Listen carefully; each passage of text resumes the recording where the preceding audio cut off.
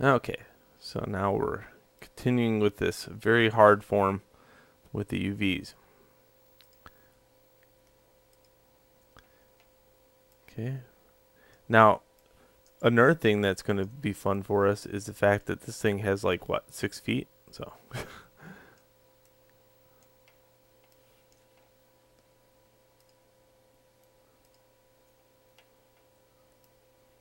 okay, there's a very nice edge loop. I like that. Now, how do I tell what's a good edge loop and what's a bad edge loop, right? I get that question a lot. I like edge loops that end with extraordinary vertices. Okay, and there's a reason for that. Later on, if I poly reduce this character down any further, I can do that very easily based upon the texture seams are located on extraordinary vertices. They end here. They don't go all the way around. I don't try to put texture seams on edge loops that complete all the way around the character. Edge loops that dead end, I use those. Again, that's something that later on is probably going to make more relative sense when you get into texture rendering and lighting, I think.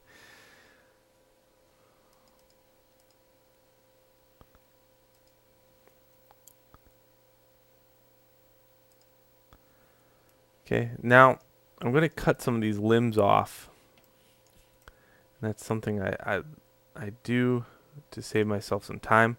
Remember, there's an armor piece in this area, so I'm going to take advantage of that.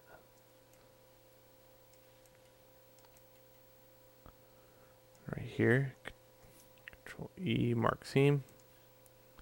Again, tit for tat.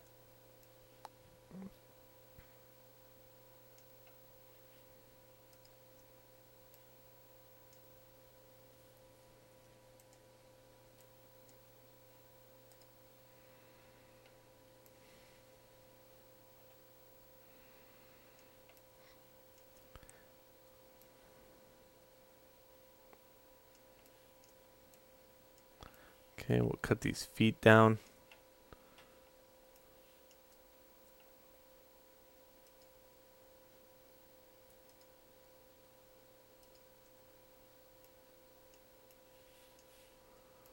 Feet are just a different story altogether. Feet, depending on how you built them, you're going to have to make some sacrifices as far as my first statement goes. I try not to make anything on a edge loop that goes all the way around the character. I don't think there's any one good rule about feet or hands.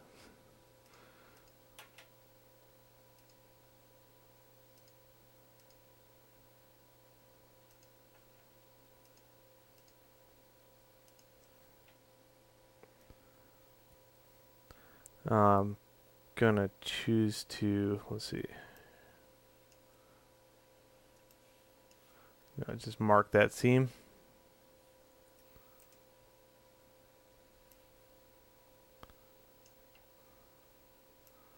Again, I really don't like the fact that this is starting to crawl up on the form like this, so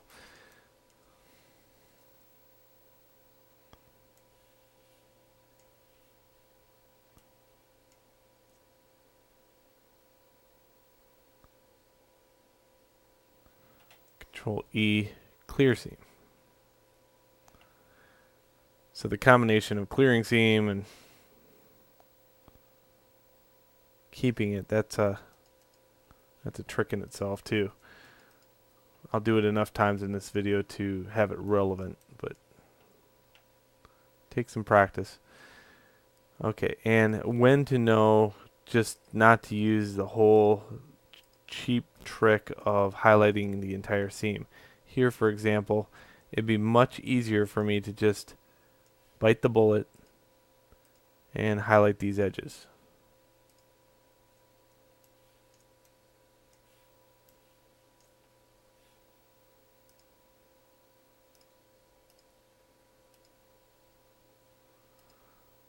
You want to stay away from highlighting ones that don't make any sense. There we go.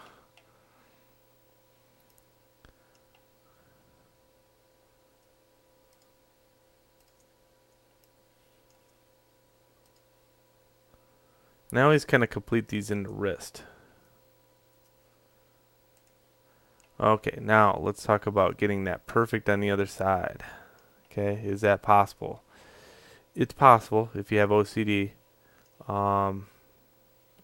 Again, since we're not doing a mirrored UV thing with this character, I'm not too concerned about getting it perfect on both sides.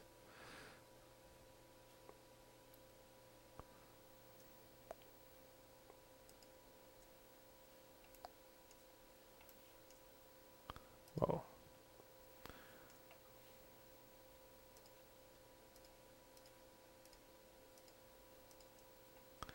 And sometimes it is just easier to go in here and say, well, I'm gonna make sure it goes all the way around. There is a nifty feature here. That one. This one makes it so, you can't see through the mesh. Sometimes that gives you a headache. I'm kind of used to seeing it, but if you're more a person that just wants to see the surface of things when you're doing this, that button's amazing. And you're probably like, why didn't you show me that button like 12 shells ago, right?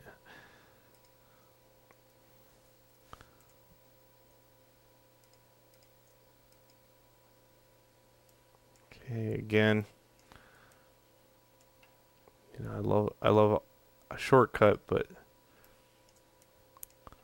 sometimes it's just easier just to go across here and bite the bullet.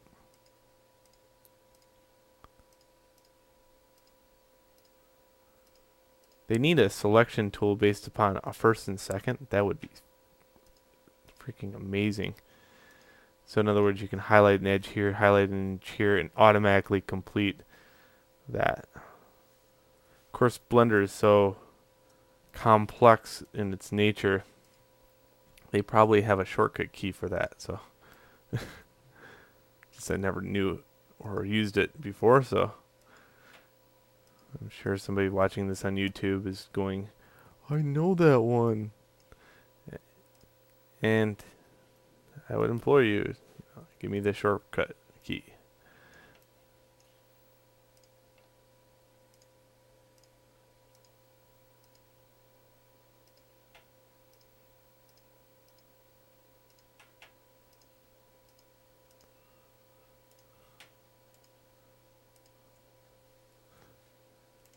There we go.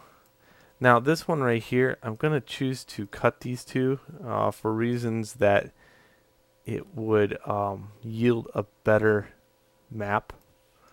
It would be too tight in that area.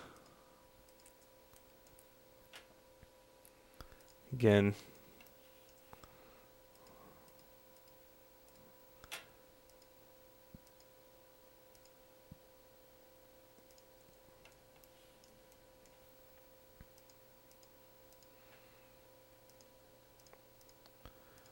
so in this case, as you can see, it does take a little longer to cut this way, but it's very accurate, and you can keep all your seams at the very bottom of things.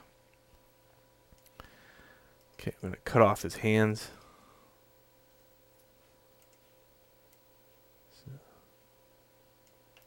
Okay, other hand too, and I kind of keep that symmetrical.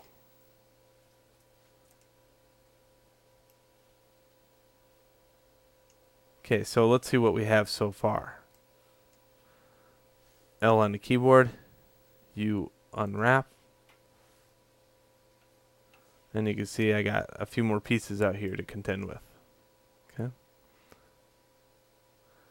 Also looks like I have something in this area preventing it from completing. There is a sync UV feature that allows you to kind of point to this object and look in that general area to see what is missing, why is it still connected. And you can see that I didn't complete these two. The only bad thing about sync UV is you have to turn it off. Then re-highlight your mesh.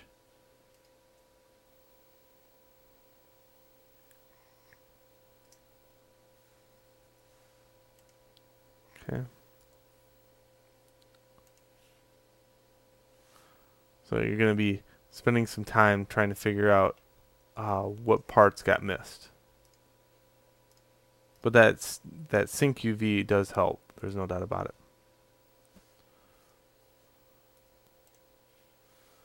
As you see, there we go. Alright, so I have a lot more cutting to do. Please move on to the next video.